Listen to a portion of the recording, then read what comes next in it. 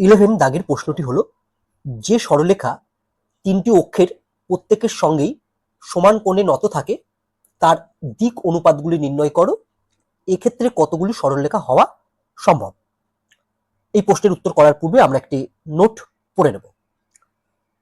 কোন সরলরেখার দিক কোসাইন সমূহ l, m, n এবং l by a equal to m by b equal to n by c যদি হয়,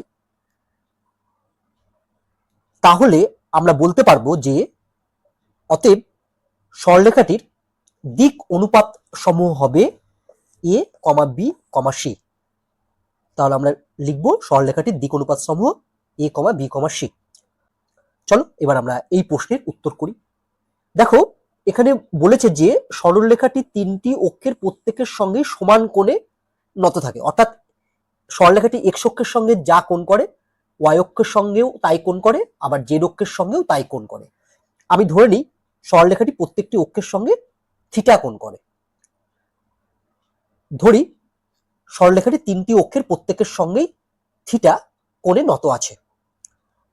অতএব সরলরেখাটির দিক কোসাইন সমূহ প্রত্যেকের সঙ্গেই থিটা কোণে নত আছে, তাই সরলরেখাটির দিক কোসাইন সমূহ হবে cos থিটা, x অক্ষের সঙ্গে থিটা কোণে নত, আবার y অক্ষের সঙ্গেও থিটা কোণে নত, তাই লিখবো কমা দিয়ে আবার cos থিটা, আবার যেহেতু z অক্ষের সঙ্গেও থিটা কোণে নত, তাই আবার কমা দিয়ে লিখবো আমরা cos থিটা। তাহলে সরলরেখাটির দিক অনুপাত দিক কোসাইন সমূহ হলো cos theta, cos theta, cos theta.